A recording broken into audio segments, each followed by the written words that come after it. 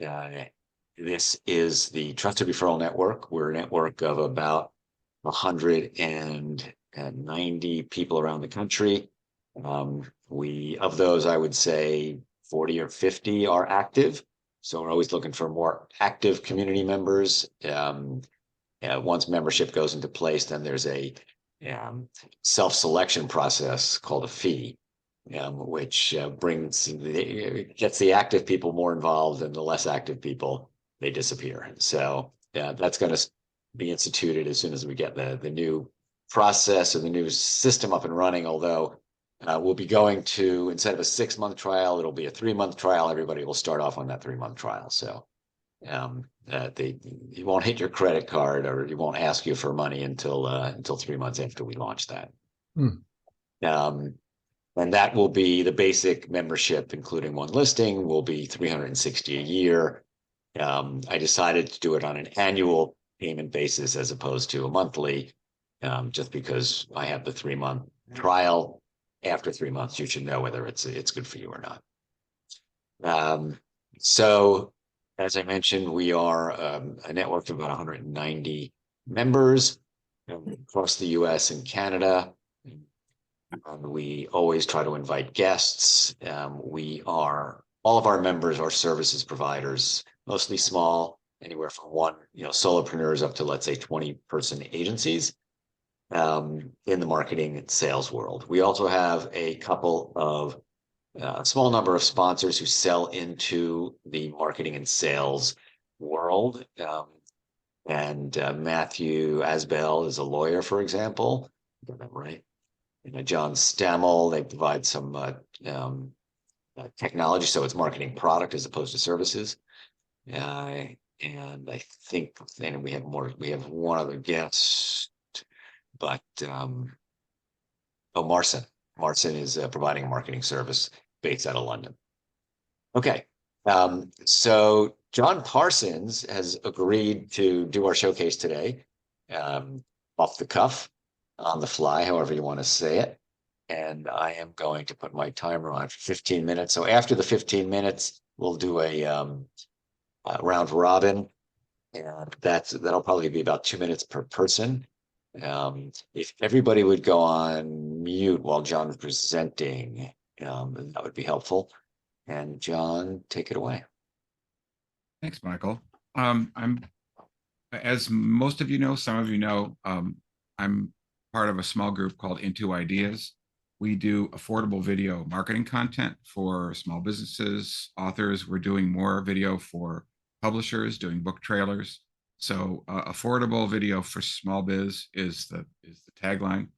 And thanks to this network, we got a referral for a tech company, and we started to do remote recording, which is what we do of their it's going to be their first homepage video, and they're going to do a bunch of explainers after that. So very good opportunity. In the course of doing that, because we record people remotely, if we have to, using the webcams, but we prefer smartphones and tablets because the cameras are just so much better. But we're learning, or relearning, I should say, how to coach clients when they're on camera. Because as I'm trying to do now, if you use your hands, it's a better idea than just being stone-faced and having like a hostage video look where you're reading off a cue card. So I'm going to do the thing that I loved when I was in high school. Instead of giving a lecture, I'm going to bring out the projector and show a couple of movies. So those of you who want to sleep during class, you're welcome to. I'd like to share my screen, and I think that's on, Michael. I'm disabled at the moment. Okay, I just enabled it. Thank you. And I'm going to share 2 videos that my CEO found that I was going to share just links, but I thought, why not just share? I'll share the sound and optimize video. God, I love Zoom. So the first one is on body language, kind of general, but it speaks to what you do on camera. And the second one is very, very helpful advice that I share with clients on how to use your hands, as I'm trying to do now, when you're on camera. And this is for our recording purposes, or it could be for when you're presenting to a larger group or a smaller group, or even when you're presenting live. not virtually. So I'm going to share the first one and take it away. You know, we're always using our hands and body when we talk. But did you know it can be your superpower as a public speaker? When you move your hands to explain what you're talking about, you'll help your audience understand the points that you want to convey. The correct hand gestures and facial expressions will make you more engaging and exciting when it's your turn to speak. Science tells us that spoken messages are 5 times more memorable and impactful when they're accompanied by the appropriate body language. So if you want to step up your presence, charisma, and confidence when you speak in public, body language awareness is a must. Here are 4 secrets of powerful body language. Number 1, your face. Have an animated face and make smiling part of your repertoire, whether you're presenting online or in person. A partially open smile, that is, showing some teeth, is preferred to a close-lipped smile. Number 2, your gestures. Be expressive, but don't overdo it. Keep your fingers closed when you're pointing, unless you're enumerating. Limit your movements to the imaginary box between your neck and your waist. Don't hold back when working online within the rectangle of a video image. Your gestures will animate your delivery and help make your virtual talk more human. Number 3, your head movement. Nod gently when you're talking to avoid looking robotic and wooden. Tilt your head slightly when you're listening to acknowledge the speaker and show that you're really paying attention. And number 4, your eye contact. Give the amount of eye contact that makes everybody feel comfortable. Together with a smile, eye contact is the most powerful tool for attracting your audience, building trust and credibility as a speaker. Online it can be a challenge, but train your gaze to look at the webcam and imagine your audience as tiny, tiny people inside the lens. It works. Add these techniques to your speaker's toolbox and improve your poise, panache, and professionalism every time you speak. I'm Rosemary Ravenel. Thank you for watching. For just $67. All right, there's the ad. And I'm going to share the last one, which is much more specific to being on camera, whether it's a Zoom session or something like we would record, or in general without the virtual part. Grab the next one.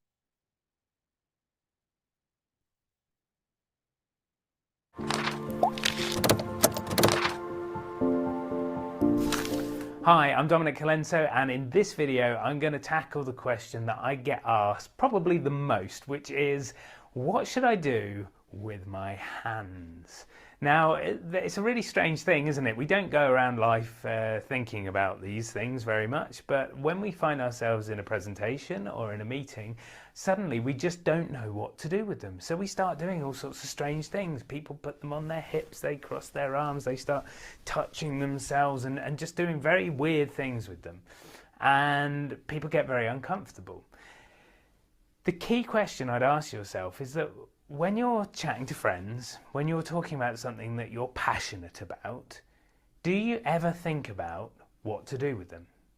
I'm guessing the answer is no, because instinctively we just use our hands to give emphasis to what we're talking about, and when we don't need to use them, we just let them rest. So my key thing for you is to get comfortable with leaving your hands down by your sides. It's what I call a resting place, so something like this. Now, if I was to keep talking to you for another couple of minutes without using my hands, it's probably not going to seem so strange, but if I'm doing very weird things with my hands for the whole of the video, then you start to feel a little bit uncomfortable, and I start to look a little bit stuck. So we're looking for that place of recovery. We're looking for you to be able to just drop the hands down by the sides and then connect with your content, because when you're connected, when you're passionate, when you're engaged with what you're talking about, lo and behold, these things start to take care of themselves. The final thing to remember though is not to get repetitive. So Tony Blair did this, you know, he used to kind of talk and then he'd talk some more, and a lot of politicians get into those repetitive gestures, and actually it means that we don't trust them. We start to think, hang on, that doesn't look normal, that doesn't look genuine. So get into that resting place, get connected to what you're talking about, and just be a little bit aware that you're not getting into any repetitive gestures. I hope you've enjoyed the video, and I'd love to hear your comments, so leave them in the box below or tweet me at Dominic Colenso. And if you're watching this video anywhere else but DominicColenso.com, get yourself over there. That's where all the good stuff is. Until the next time, keep shining. Hey, I don't know how much. Oh, sorry.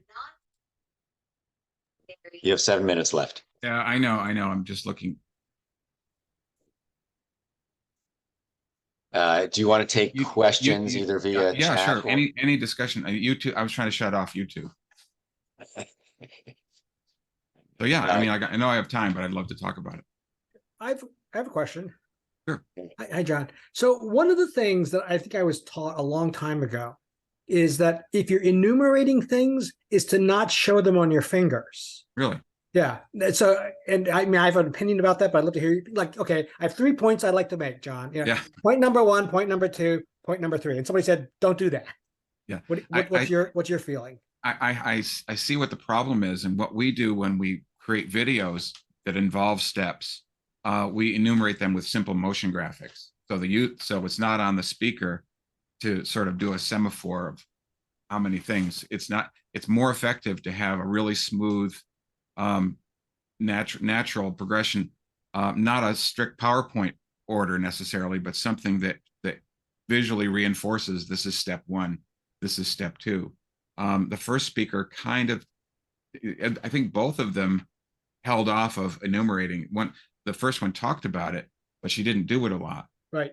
I think it's when it stands out as something weird or abnormal, when it breaks that subconscious level and you start thinking, why are they doing that? Then it's really off. And so we try to supplement things that people would do unnaturally and try to bring visuals into the shot in the editing process that help them and don't make them look stilted. Got it. Okay. Thanks. Yeah, Lynn. John, are you also coaching them as far as how they're presenting, how they're narrating as well as? Oh yeah, absolutely, physically? absolutely. Our CEO is was a licensed coach, and she does some of the one-to-one during the remote shoots, to say, you know, not just more energy or bigger motions or whatever. It's trying to sense the unspoken part of the shot. And she has a very calming voice, so it's a good, because we're doing this all over the country. We're doing it on little windows, like a Zoom session. It's challenging, but that's what we try to do, is to have that person feel comfortable, because most of our clients don't have broadcast experience, and the headshot, and the headshot's not the only way that we try to get a thing across. We can do voiceovers. We can do infographics and things other than just talking heads. We call it talking heads, as the needs to be an option, but not the first option for a point that the client's trying to make. Can we schedule another appointment? I want to talk to you a little bit more in depth. Sure. Yeah, absolutely. And I want to talk about the stuff you're doing with the on-screen booklet idea, because I've got some real questions on that too. Okay. Matthew has his virtual hand raised. Yeah, sure. Matthew, are you still there? Yeah, sorry, I had to unmute myself. So can you give us a sense of like the kinds of videos you're doing that, you know, sort of are how varied they are in terms of duration and, you know, and what you're doing, and then kind of like a range of sort of typical pricing. I recognize that there'll be a lot of variation, but just sort of there's huge pricing. A sense of it. We tend to come in roughly half of the cost per finished minute of other providers, and it's a really bold claim. And the reason is because we don't send crews out. We don't rely on having a live shot for the most part. We have a couple of clients that do live, but that's because they're local. They're right here, and so we go to their homes and just film. So I can't go to specifics on pricing really because it varies by a huge number of factors. The amount of animation, the amount of recording time, usually virtual, whether we write the script or they provide a script. I mean, it varies, but we tend to be more affordable, and we tend to tailor the cost for the immediate need, and we try to recycle as much. Like if we have an information graphic that's useful for the client more than once, we don't charge them the second time to develop sort of recyclable resources. And as far as what kinds of videos, I think I presented a while ago, or I shared the fact that the different levels of the marketing and sales funnel require different video content. So at the awareness stage, you need certain kind of video. At the decision stage, you need an entirely different, usually longer video, like a virtual case study, or testimonial. So we usually tailor the type of project to the need in the marketing funnel, and try not to. And we try to keep it short, but I don't think there's a hard and fast rule about it has to be 2 minutes or less. Yeah, sure. It has to hold attention, and it has to be relevant and engaging. That's why the hand thing is important. But it varies widely, and it's not, we try to serve the needs of the client when it comes to, they need content out there, but they don't need to stuff content everywhere to get the job done. Just a quick follow-up on the hand thing with the video. Sure. He sort of was talking about having your hands in a resting place, which I think is easy to do if you're standing up. But a lot of us are doing these videos sitting down, and I don't know that I could understand how to put my hands. Oh yeah, that's huge. That's huge. We have the client that I was talking about. We had him and his COO or CTO standing when they did this. They preferred that, and then they had the resting hands. But one of them kept leaning to us to the one side when he talked, and so during the middle of the shoot, we said, "Could you find a stool to sit on?"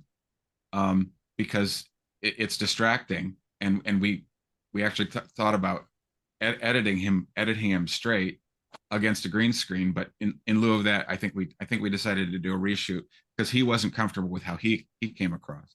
So yeah, sitting is tough, but a lot of times you want the Alistair Cook thing of somebody sitting in a.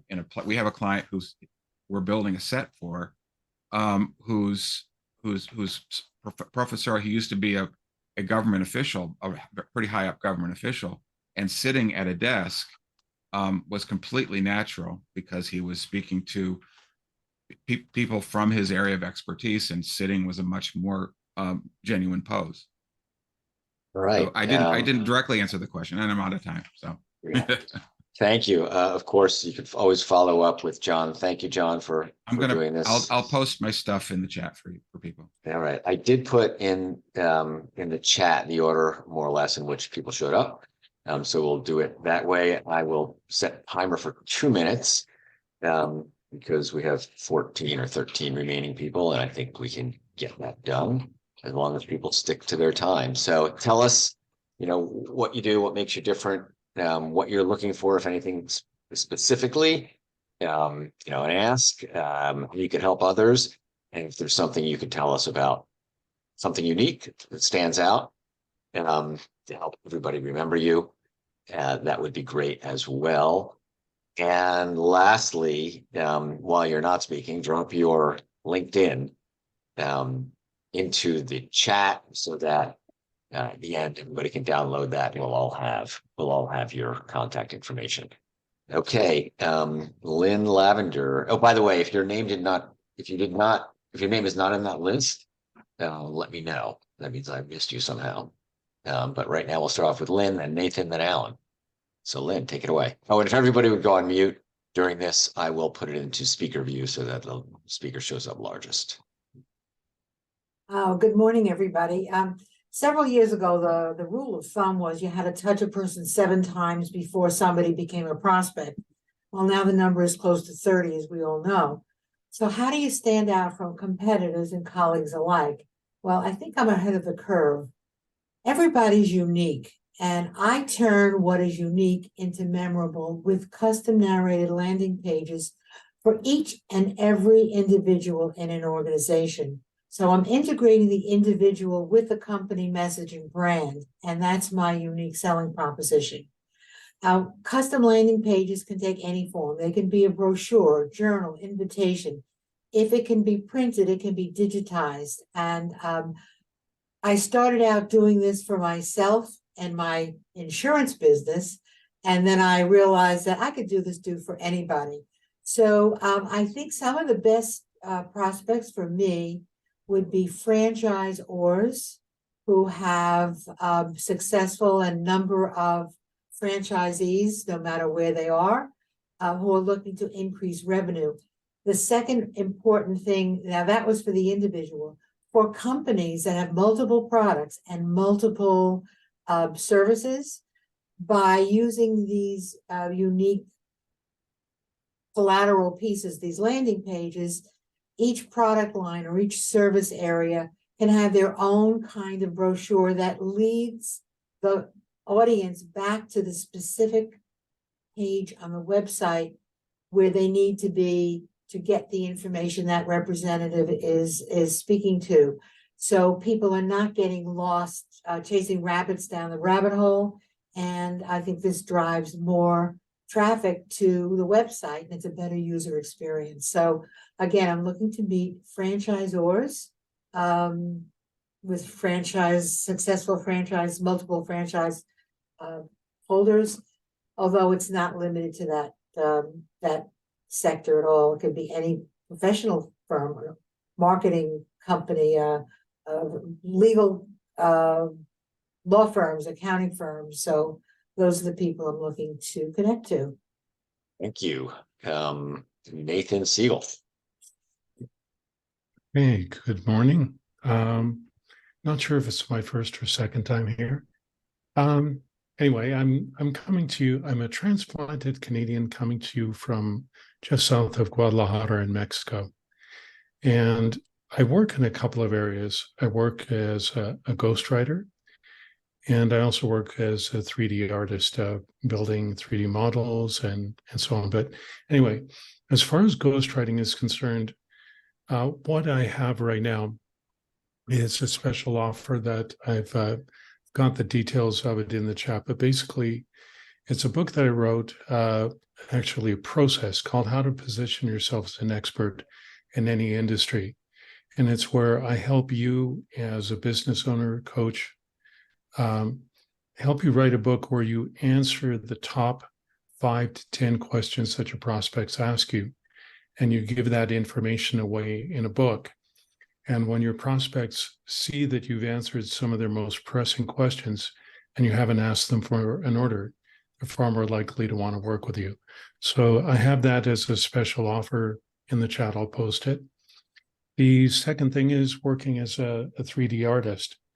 And my specialty is building models for clients, either just standalone models or animation. And the other thing I'm involved in is 3D printing.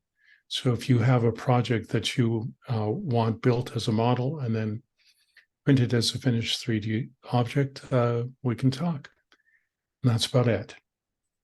Thank you. Very varied, full range of services from ghostwriting to 3D modeling and animation. Cool. Okay. Alan There we Winnikoff. go. Yeah, hi everybody, and thank you, Michael. I am Alan Winnikoff. My company is Sales and Winnikoff Communications. We're a PR, social media, and marketing firm. So try to take yourself back. Some of you are, not all of you, but some of you are of a certain age. You can remember way back to 2003. That was 20 years ago. That's when I started my business. There was no social media. There was really no content marketing. It was PR. There were things like newspapers and magazines, which are, some people will tell you are going away. So I have had to evolve my business significantly over these 20 years. What's interesting is that social media is now probably half or more than half of our business. However, clients still want that old school PR. They still want those press hits in the New York Times and in magazines, even though, again, apparently nobody's reading those, but people want to be in them. So we do both. We do traditional PR, we do social media, and then content marketing. Paid content, of course, is another big part of our business, because that's another way to go where you can write editorial content, but pay for it and have it placed where you want it to be. We've had to position ourselves as general marketing specialists within that context. So one of the things I'm looking for from this group are people I can partner with. I can bring in as third-party partners for things that we don't do. And a lot of you have those skills. So I would love to connect with those of you who we might be able to collaborate and offer a broader scope of services to potential clients or existing clients. And of course, our specialty, I should tell you that, is entertainment and media, nonprofits. We do a lot of work with children's content and companies. So if anybody has any, and we work with a lot of entrepreneurs and startups. So if anybody has anybody that you think might be interested in our services, of course, we would love to talk to you. But primarily, I would love to talk to you about ways we might be able to partner.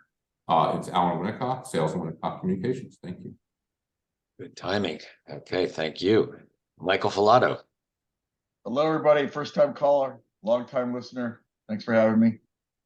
I am a lead gen automation expert. I basically do email, LinkedIn, roundtables, kind of like this, and also applications, which means that you apply for a job meant for a full-time employee, and you say, by the way, I'm looking to help as a contractor. So I do automation across 4 different platforms, about 20 to 30,000 targeted persona-based emails, about 250 invites or emails a day now. On LinkedIn, we can only do 100 a week. I also suggest that you look at joining as many groups, as many events on LinkedIn, so that you can message them for free. That's a little tip and trick that you can do without me, but I automate that. And I basically produce about 10 to 20 meetings a month for your clients or you. I grew my company from 650 to $1 million in the first 2 years. Unique about me, I'm a Air Force veteran, 12 years, a black belt in jiu-jitsu and kickboxing, and a pretty avid scuba diver as well. So pretty active. Full Throttle Falato Leads is the name. The Leads name, Full Throttle, was given to me by a Marine, and I'm an Air Force guy. So if that gives you any idea of who I am and what I do, that's pretty funny. I've worked with NFL, lots of startups, lots of solo entrepreneurs, solopreneurs, and just basically help them focus on selling and not hunting all day. Thanks. Thank you. And based in Florida, Orlando? Yep. Orlando. Yep. All right. Thank you so much. Good to see you again. Love the color of the shirt. Thank you, sir. Matthew Asbell, a guest and a lawyer. Hi, thanks for having me.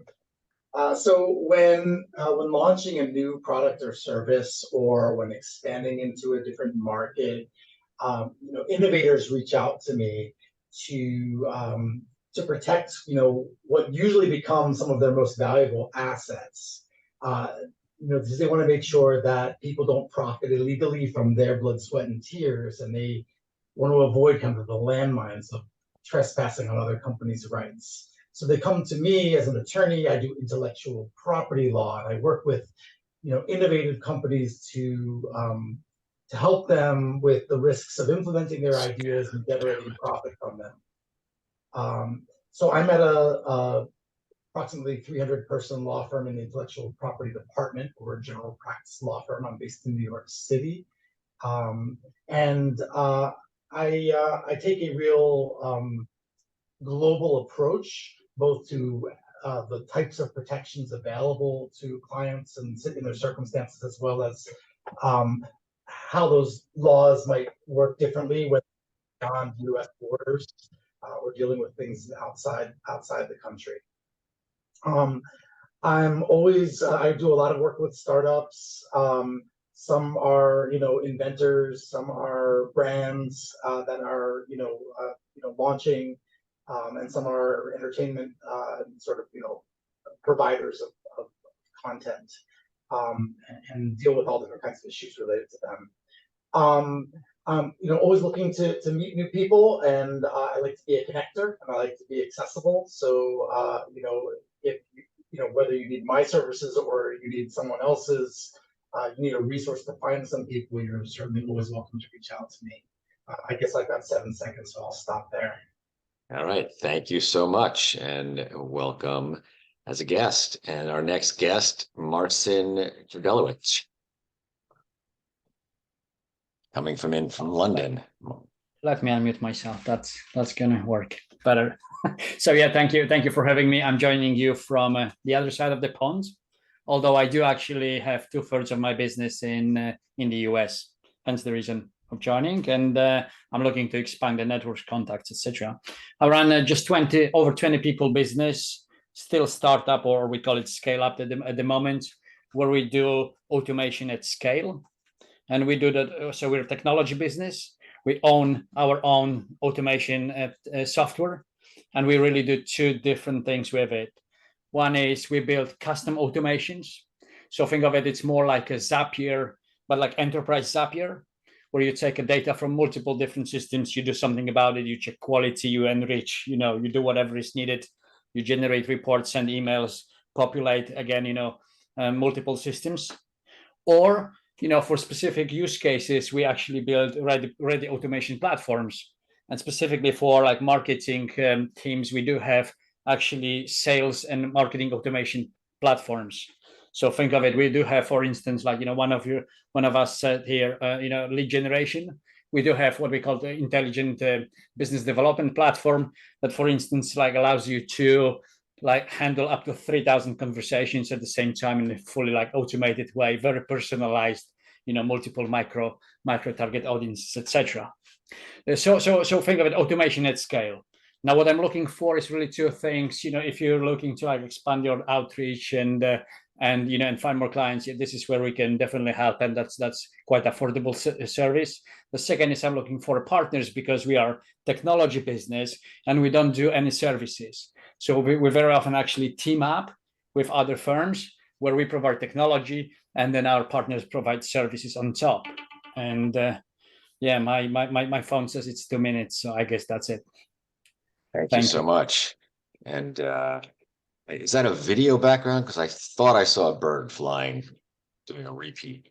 Or was I imagining that? But yeah, it was probably the latter. But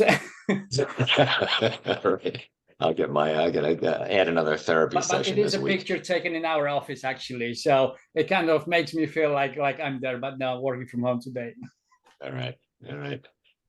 Mark Herre. Hey, I'm Mark Herre. I'm calling in from Salt Lake City, and I am in a live studio here at the basement after 27 years running a company called SEO Game. It's a digital marketing company that services digital marketers. I do the SEO portion of your digital marketing company, and I have 30-day trials on every website that deserves to be on the first page of Google. So you get to kick the tires, test out the test drive. If you're like buying a car, you probably want to kick the tires, or if it's not going to work for you, kick it to the curb. I'm always looking for a good kicking. Notice I use my hand gestures right there when I needed to, right? All right, Jon, I hope you give me an A grade for this presentation, because, or Alan, I'm doing old school SEO, like you're doing old school PR. I want to be the vendor that gets behind the wheels and makes you look like a champion of good ranked delivery services. And put my information in the chat. I'd love to connect with you. I even put my virtual calendar link there, and we'll figure out ways to refer leads together. I make every one-to-one on opportunity to pay it forward, and I have a good connection. And I'd love to be that resource for you if you want to chat. Mark Herre with SEO Game. He's got the Google swag in the background to prove that he's legit. And the birds flying over me. Right? Yeah, I don't know what that was. Anyway, Howard Levy, you're up. All right, and could I do a screen share? Sure.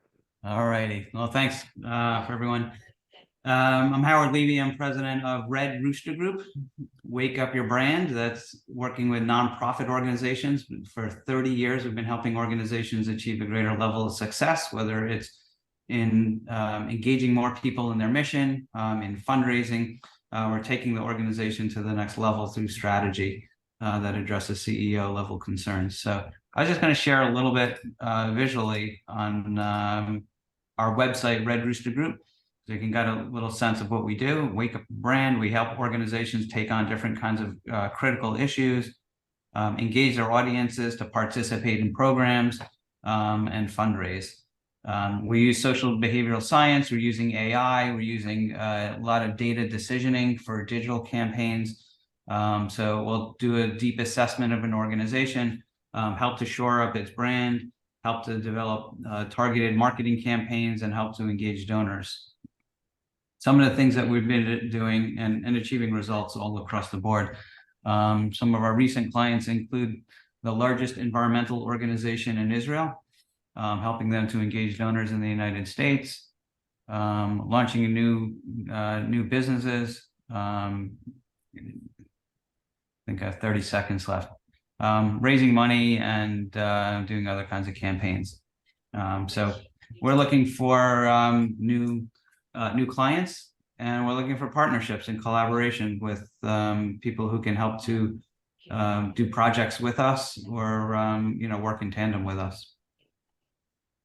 Very cool. Thanks. I see you've got the green rooster in the background there, not the red rooster. But... Yeah. All right. Indeed. Next up, Victor Lee. Thanks, Michael. Hi, everybody. It's nice to see all these mostly familiar faces, but some new faces. And I'm happy to chat with anybody afterwards, whom I don't already know. Because I'm one of those firms that Michael referenced at the beginning, where we provide a service that we provide to our agency partners. So we help people with, have another arrow in their quiver. So what we do basically is, I think everybody's talked about storytelling is really important to your clients. Everybody realizes that. But storytelling is very subjective. It's qualitative. You might think your client's website needs a lot of help, but they can respond of, well, that's your opinion. So what we do is we use AI to give websites a score from 1 to 10. So for example, Yeti, the cooler people, we give them a 9. Patagonia, we gave them an 8, and Airbnb has a 7.5. Because when you come to the question of how well is your website telling your story, AI can tell us. I mean, it's human moderated, but we have a storytelling framework that we've created with ChatGPT's help. So I'll give you a quick, just share my screen really quickly here, is we can develop a score. So this is for Airbnb, right? So these are the 5 factors we look at. These are actually the 5 factors that ChatGPT told us to look at. Narrative structure, all of these are non-controversial. And that's how we came up with the score for Airbnb. And we can provide the score for $49. And then on top of that, we have a system where we can then provide the recommendations for improving the score. And that's where you folks come in, right? So we give you a report that you can take to your clients and say, this third-party independent firm has said, your website is awful, pay me and I'll fix it. And so I've had great conversations with Mark. He's made some great referrals. Lynn just sent me to a bunch of great places. I've had terrific conversations with Roger.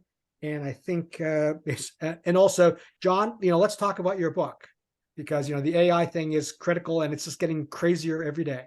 So I'll ping you afterwards, and happy to talk to anybody and everybody about how we can help build your business with this AI service. Thanks. Absolutely. And I think it's called Story Quotient, or that's Story Quotient. Yes. Right. Like IQ, EQ. And Victor also scores the competition, which is kind of cool. Thank you. Yes. We give you your score and we give you your competition score, just to make it a little bit more painful. Thomas Clark, welcome back.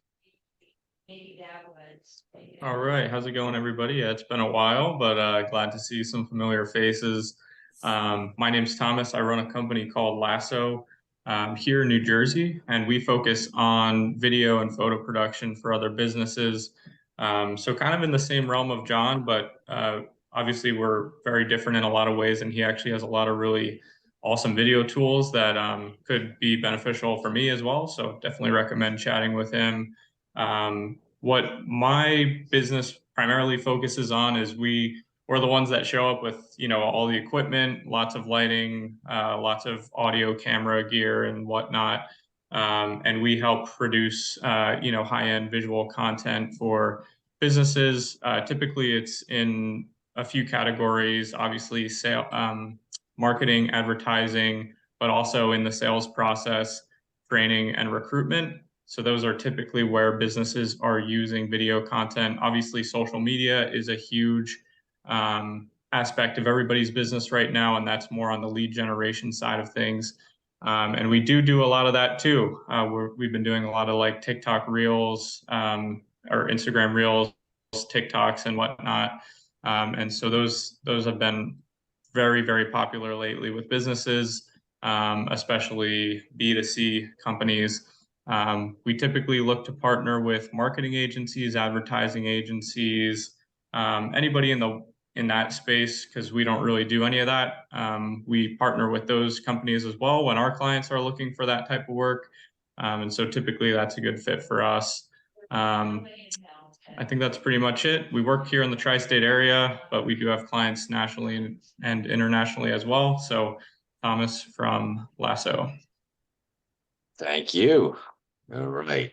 Next, Roger Brooks. Morning, everybody. Roger Brooks. I'm a marketing research consultant.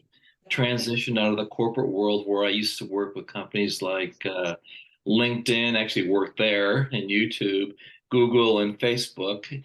And now I'm leveraging some of those same skills in smaller organizations, especially startups and nonprofits. And then my passion is the wine industry.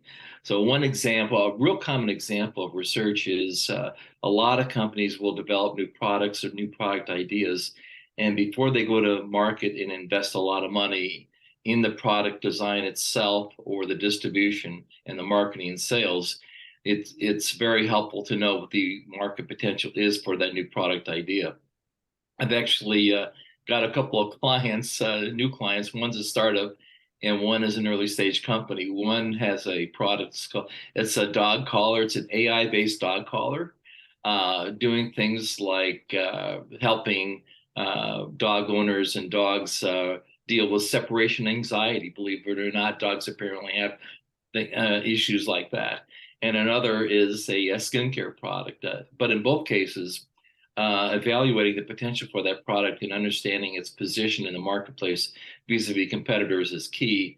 And a primary goal of the research is to go to investors with a fact-based story to talk about their the market potential for their products. So very common thing. When I was at YouTube, we did brand tracking studies all the time. So clients of mine include and partners or anybody in the product or branding space or just our natural clients. When I was at LinkedIn, the worldwide brand team was my key client when they were repositioning their company from a job search site to a business social media site. So anybody who wants to talk about market research and how it can reduce the risk in organizations making less risky business decisions would be happy to have a chat. Thank you so much, and hailing all the way from Northern California. Yeah, All right. we're in. All right, and Jon Stamell. Yeah, thank you, Michael. So I'm Jon Stamell. My company is Umiji. And before I tell you anything about it, I want to say, John, I really enjoyed the first video because I did an interview last week and I made every single one of those mistakes that was mentioned there. I'd also like to tell you all that this black eye is due to defending my wife's honor with a couple of brawny construction workers, but it's because of some facial surgery that I had done. So, Umiji is a customer insights marketing platform. We build out personas of any brand's customers and enable brands to segment people based on their interests, their needs, and their perceptions. And that can be expressed in language where we would pick up their interests, their motivations, their emotions, their sentiments, anything like that. We get very high engagement rates, very high response rates. The rate of the return on investment's been very high for our clients. It combines 5 platforms that are typically bought individually. Would be acquisition, which includes landing page builders, a contacts manager, which would be like a CRM, a customer understand application, which is a full market research platform, engagement, which is a full email marketing platform, and Measure, which has the Net Promoter Score on it. We use language in all of these areas. They're all integrated. And if you'd like to see a demo of it, which I've shown to, I think, a couple of you, I'd be happy to do that. We do, somebody mentioned wine. We do a lot in the wine industry right now. And that's about it. And I think I filled out my time. Thank you very much. And John's company. Is your info in the chat, John? I put my LinkedIn in there. All right, we'll look for it. Yeah, you can also find it under it's Umuji. Howard, I mentioned Umuji. The idea for what we do really initially came out of a fundraising for a nonprofit. Oh, great. Yeah, I'd love to connect with you. Right. Very cool. All right. Wonderful. Did I miss anybody before I go myself? All right. Everybody has gone. I'll give myself 2 minutes as well. So my name is Michael Bendit. My core business is representing software development teams. I have about a dozen teams that I represent. These are technically oriented teams, but we do a lot of work in the marketing world. About 70% of our work is websites, e-commerce sites, mobile applications that come out of relationships with either marketing agencies or the marketing, the company themselves. We also do a lot of work with startups. About 30% of our work is with startups, helping them build their first application. So, their first minimum viable product, as it's oftentimes called, or some sort of back-end system. A lot of companies run on their own proprietary software because what they do is unique. I'll give you an example. I think I had mentioned this either last week or the week before. We had a client who's in the expediting business for passports and licenses. They're actually pretty successful here in New York. And we upgraded their operation system, which really is the heart of what they do. It's tracking all of the license and passports that need to be expedited. And we did an upgrade there. They liked what we had to offer, and they asked me if I had a team that could upgrade their website, which is for servicing car dealerships. So I had a different team with a different set of skills work on that. And they came back just recently. They need more work on the original operation system, but the team was not available to do the work. So I have another team, in fact, the same team that's doing the website work. So I'm one resource with 10, 12 different teams behind me. Love to work with agencies that sometimes run out of bandwidth with the programming resources or don't have the right skill set internally for an opportunity that may come with a very specific platform.